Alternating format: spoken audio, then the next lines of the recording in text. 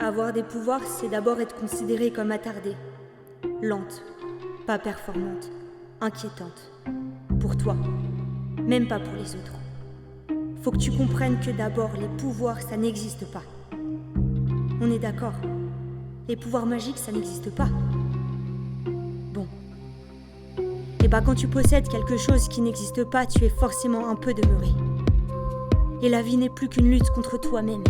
Pour t'améliorer sans cesse, faire moins d'erreurs, oublier moins de choses, savoir quel temps il est, combien de chiffres il te reste.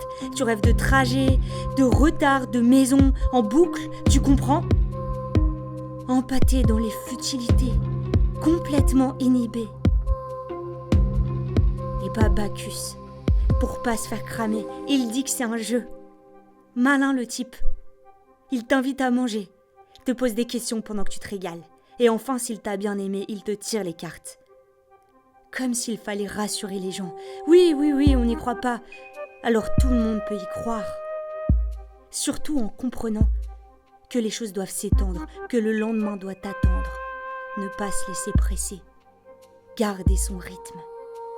Et si ça te plaît, tu restes. Et si ça te plaît pas, tu pars. Je me suis sentie conne.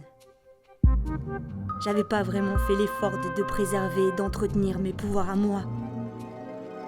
Pas le temps, comme on aime à le dire. Pas le temps.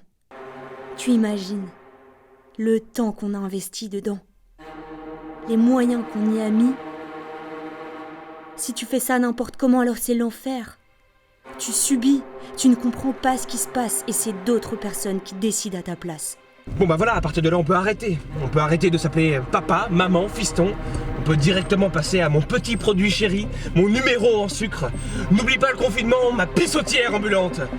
On obéit frénétiquement pour espérer un jour que ça s'arrête. On emprunte de toutes nouvelles convictions, histoire de cacher la sensation de malaise grandissante. On cherche de nouveaux coupables, plus proches, plus haïssables. Alors écoute-moi. C'est qu'un jeu. C'est qu'un jeu. Le jeu du spectacle. Mais quand on le fera, il faudra être sérieux, y croire. Sinon ça ne marche pas. Tu veux voir de la magie ? Regarde. Je crée de la vie. Voilà ma magie.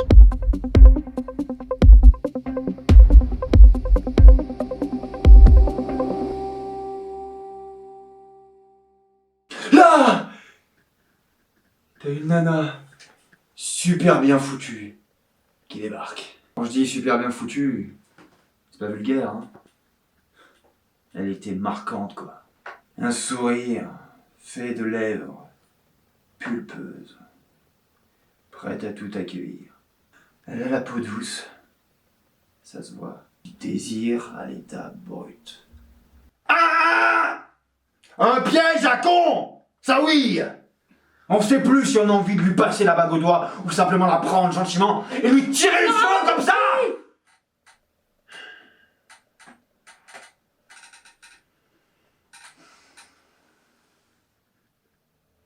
C'est important.